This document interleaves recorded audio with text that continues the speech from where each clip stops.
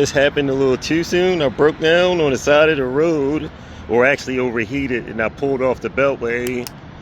Have a coolant line that literally blew off of my Jetta, and it sprayed coolant on the engine cover itself and through the hood. So it's a return line from off the turbocharger right down in there. Let's zoom in. That's where it broke off at. And I'm gonna have to try to do a MacGyver.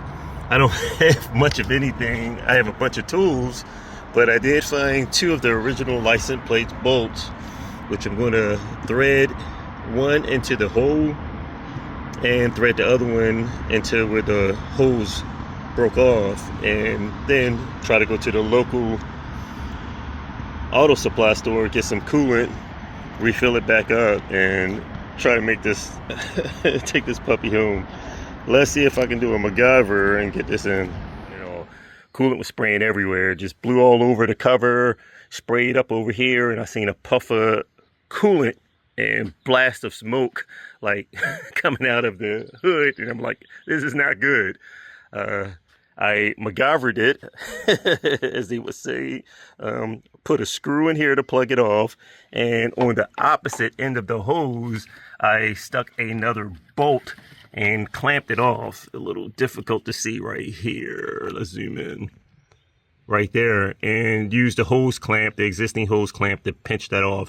I pulled off the broke off nipple and shoved this bolt up in here. All right, back in the zoom. Shoved that in here and used the hose clamp to clamp it off. And that was a little tight because it was hot at the moment while I was doing all of that. I ordered, of course, a aluminum aftermarket version, which is a lot more reliable. The heat coming from off these turbochargers against the firewall, those connectors become very brittle back there, which is not good. It's best to upgrade them if you can with something heavier duty. And I did order this. It got here in a couple days, which was not bad at all. The difficult part to get this off is the hose feeding this has a band clamp that was compressed around it, and it was tough to get that. I couldn't get it off. I wanted to get some cutters or something to get down in there and cut that clamp off, but it's compressed on there pretty good. And you can see another example right there on the lower pipe right there. Same type of band clamp, and that made things pliers, my larger channel locks, and squeezed this because I had a feeling it was getting pretty brittle. Held the hose down, squeezed it tight, pulled this out of the hose. Once I got it out the hose, all the other debris, I was able to pull this out and tilt the hose downward to let any of the other plastic filings drop off, because I don't want that going into the heater coil at all. And I mean, it's going to be a lot of flow. It can cause a little blockage, but either way, you don't want a whole lot of debris and blockage going into that. I managed to hold the pipe downward, and I can hear the rest of the connector that just fell down into the engine compartment.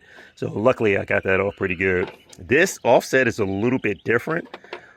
This is clocked almost at a 90 degree, and this is clocked a little bit like, I want to say somewhere maybe around 75, 80 degree, if you hold the back connectors the same. Now these are pinned differently. A lot of these, if you can see, it usually has a smaller pin on one side and a wider one, so you're only able to put these on one direction. Luckily, this aftermarket version, it has the same type of key on both sides, so I could actually rotate this around 180 and snap it into position and clock it either direction. This will still work out for me, even though it's clocked just a little bit different. If I was to hold these up into the same connector position, you would see that when it's in position, this would go across almost like a 90. This one angles downward a little bit. The hose is flexible. Luckily, I can just either way tilt the hose up a little bit, slide it on, and put a new hose clamp. I want to put a spring clamp on the back of it. That way, it's continuous force, always holding the hose tight instead of just a regular screw type of band clamp. And we'll put it back in position. So that's my way of getting this out, putting the new one on, and that is the culprit to me breaking down on the side of the road. Let's get this part put on, get some clamps on here, put everything back in position, add more coolant to the car, start it back up. It was a little tedious, but I successfully swapped out both of the original factory plastic connectors with the aftermarket aluminum ones. And I would advise not to follow that path. I would just say order the original parts and stick with that, so that way you'll have a better swap out, or just get someone else at the dealership to do it. But I had to end up extending both of the hoses to fit the aluminum connectors because the offset was a little slight. And that's something that I'm not necessarily a fan of. I end up using that red coolant line back there, heavy duty coolant line, which is for high temperature and is very thick. I had to end up using that extension and put an insert and extend it to connect to the aluminum connector. So I would definitely advise against that. It worked for me, but I wouldn't want anyone to have to go through the task of tearing their stuff apart and not have the original factory hose made up properly.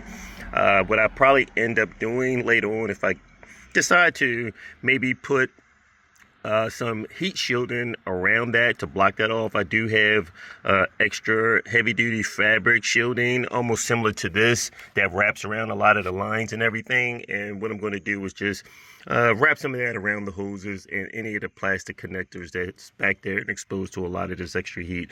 They did a good job wrapping up, I guess, a lot of the critical parts, but just to take a little extra step for my own personal longevity. But for the most part, I took the car for a test drive and everything sealed up pretty good. But stick with the original OEM products unless you find a direct replacement aftermarket connector with the exact same offset.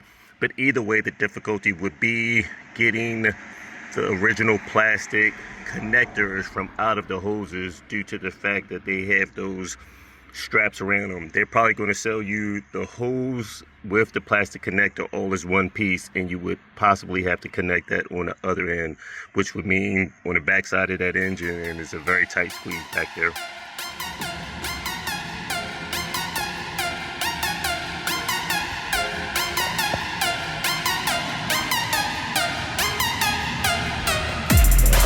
Video